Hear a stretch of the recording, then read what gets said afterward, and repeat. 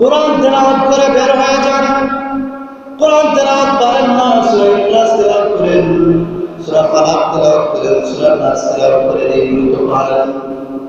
এগুলো তেলাওয়াত করে করে হাল চাষের মধ্যে যান। নিয়ম যদি সহি থাকে, পরিষ্কার থাকে, আল্লাহর উদ্দেশ্য করে তারপরে আপনি যতক্ষণ পর্যন্ত আপনি এই মাঠের মধ্যে থাকবেন, হাল চাষের মধ্যে থাকবেন, প্রত্যেকটা মুহূর্ত আল্লাহ রাব্বুল আলামিন তার ইবাদতের মধ্যে পরিণত করে দেবে। যেরকম এজন্য আল্লাহ রাব্বুল আলামিন বলেছেন, ওয়া মা খালাকতুল জিন্না ওয়াল ইনসা ইল্লা লিয়াবুদুন। এরপরে আল্লাহ রাব্বুল আলামিন বলেন, কুল ইন্না সালাতি ওয়া নুসুকি ওয়া মাহইয়ায়া ওয়া মামাতি লিল্লাহি রাব্বিল আলামিন। বলুন, আমার নামাজ, আমার কুরবানি, আমার হজ, আমার যাকাত, আমার জীবন, পারিবারিক জীবন, অর্থনৈতিক জীবন, পলিটিক্যাল জীবন, ফিনান্সিয়াল জীবন, যত জীবন আছে সব জীবনটা হলো রাব্বুল আলামিনের জন্য নিবেদিত করে। সুবহানাল্লাহ। পরিবারটাকে জান্নাতের টুকরা বানায় দেন। সুবহানাল্লাহ। জান্নাতের টুকরা বানায় দেন। স্ত্রীকে বলেন নামাজ পড়ার জন্য, মেয়েকে বলেন নামাজ পড়ার জন্য, মেয়েকে বলেন সুন্দরভাবে জীবনটা পরিচালনা করার জন্য, পর্দা চলার জন্য, গান বাজনা অশ্লীলতা যা আছে সবগুলোকে বাতিল করে দেয়। পরিবারটা হয়ে যাবে জান্নাতের টুকরা। আর আপনি যখন কবরের মধ্যে যাবেন, সাথে সাথে এই কবরটা আপনার জন্য, আমার জন্য জান্নাতের টুকরা হয়ে যাবে। সুবহানাল্লাহ। এজন্য রাসূলুল্লাহ বলেছেন, মানুষ যখন কবরের মধ্যে চলে যায়, কোথায় চলে যায়? কবরের মধ্যে চলে যায়। কবরের মধ্যে চলে যাওয়ার পরে তার আমলের দরজা বন্ধ, আমল করার কোনো সুযোগ নেই। ওদের বুঝতেছেন ভাই? আমল করার আর কোনো সুযোগ নাই, সব বন্ধ। কিন্তু চিন্তা করে দেখেন, আমার রাসূলুল্লাহ সাল্লাল্লাহু আলাইহি ওয়াসাল্লামের ওসিলায় আল্লাহ রাব্বুল আলামিন তিনটি অপশন রেখে দিয়েছে। কয়টা অপশন?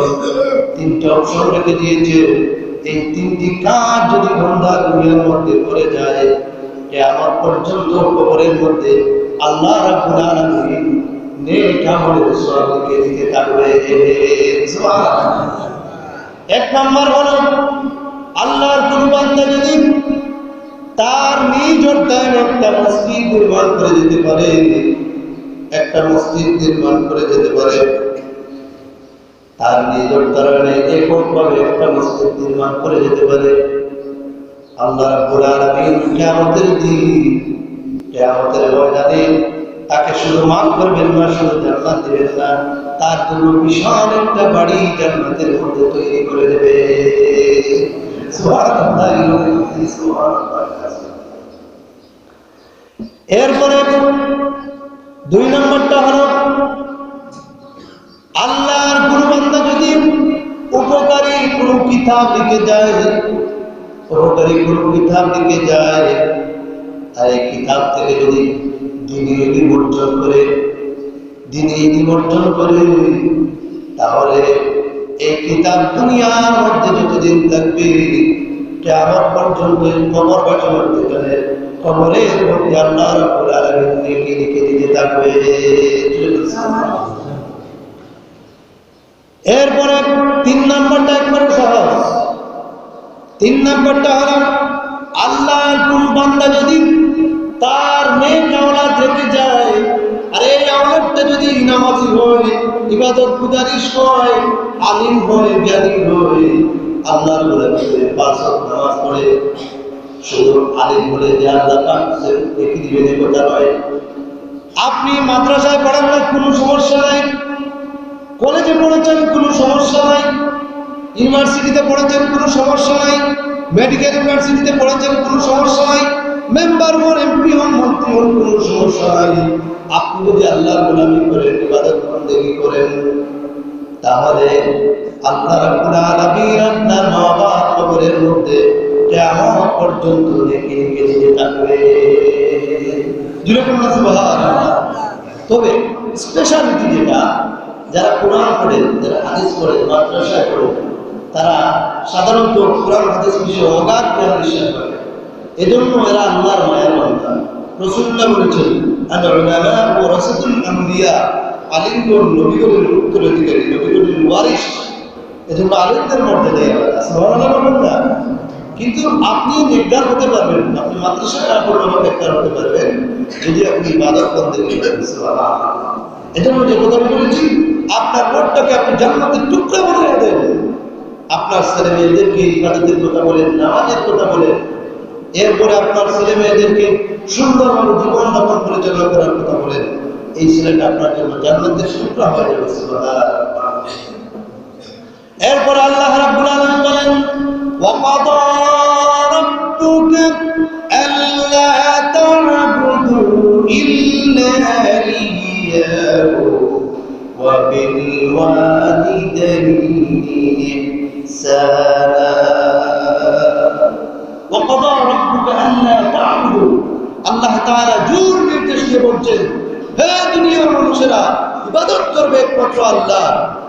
আমার ইবাদতের পরে যে কাজটি তোমাদের কি করতে হবে, যে কাজটি আমার কাছে মকবুল, যে কাজটি আমার কাছে সবচেয়ে গ্রহণযোগ্য, যে কাজটি আমার কাছে সাথে সাথে পৌঁছে যায়, সেটা হলো পিতামাতার খেদমত করা। ধরে করল সুবহানাল্লাহ।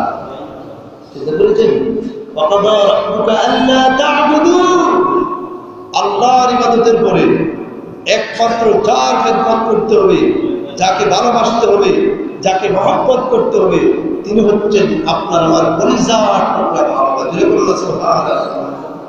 কিন্তু জেনে রাখবেন, যেই ব্যক্তি হোক না কেন, বড় ডিসি, এমপি, ব্যারিস্টার, বড় মনীষী হয়ে যাক না কেন, মা বাবার সাথে বেয়াদবি করে তার জন্য জাহান্নাম রেডি হয়ে গেছে। মা বাবা হয়তো ভুল করতে পারেন, মোলায়েম ভাষায় মা বাবাকে বোঝা, মা বিষয়টা এরকম করলে সুন্দর হয়, মা বিষয়টা এরকম করলে সুন্দর হয়। আপনি শান্তভাবে সুন্দর ভাষায় আপনার মাকে আপনি বোঝান, দেখবেন আপনার মা বুঝে যাবে। কিন্তু আপনি মাকে ধমক দেওয়ার অধিকার আপনার নেই। সরাসরি কোরআনের মধ্যে আল্লাহ তাআলা বলেছেন, উফিন ওয়ালা তানহারহুমা, উফ উফ শব্দটি তুমি তোমার মাকে বলতে আল্লাহ তাআলা নিষেধ করেছেন। ও আমার মুসলমান ভাই, এজন্য আমরা ইবাদত করব একমাত্র আল্লাহ। এরপরে আল্লাহ রাব্বুল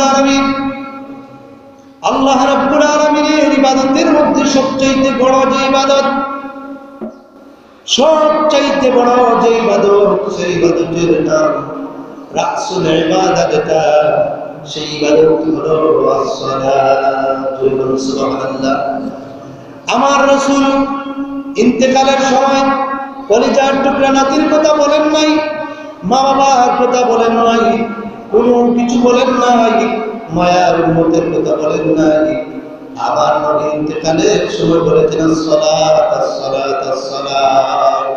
ও আমার উম্মতেরা রে, ও আমার প্রাণের উম্মতেরা রে, ও আমার পরিচয়ের উম্মতেরা রে, তোমরা নামাজ ছেড়ে দিও না, নামাজ ছেড়ে দিও না।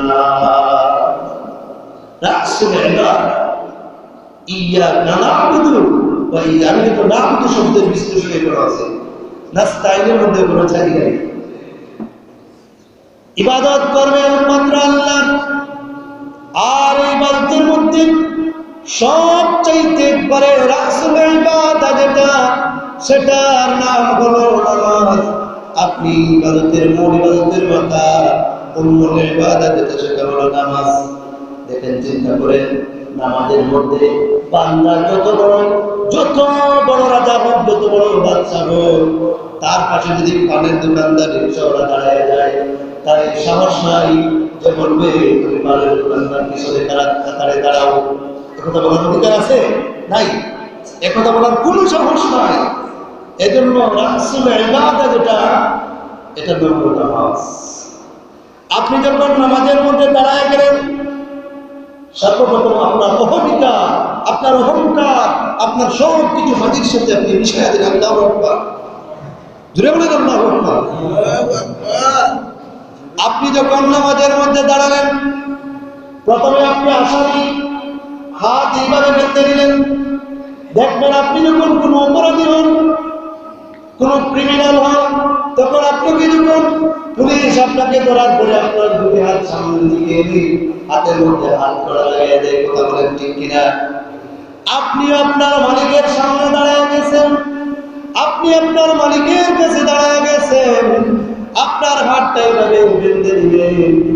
আর কারো সঙ্গে দাঁড়ানো, আর কারো সঙ্গে আমি মাথা নত করি নাই, একমাত্র মাথা নত করেছি আমার মাহবুদের দরবারে, মাহবুদের কদম মোবারকে। সুবহানাল্লাহ। আপনি যখন হাত বাঁধলেন, আপনার অহংকার মাটির সাথে মিশে গেল। আপনি যখন নিচের দিকে তাকালেন, আপনার মাথাটা নিচু হয়ে গেল, অহংকার নাই।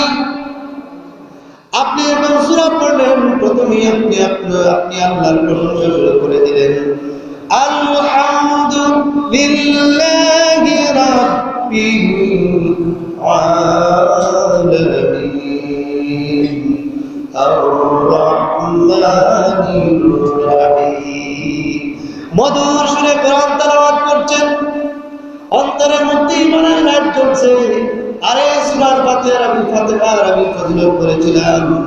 আপনি যখন নামাজের মধ্যে সূরা ফাতিহা তেলাওয়াত করা শুরু করলেন, আপনার আল্লাহর মধ্যে কোনো পর্দা থাকে না, সরাসরি আল্লাহ এবং বান্দার মধ্যে কানেকশন পয়দা হয়ে যায়। সুবহানাল্লাহ, সুবহানাল্লাহি ওয়া বিহামদিহি, সুবহানাল্লাহিল আযীম।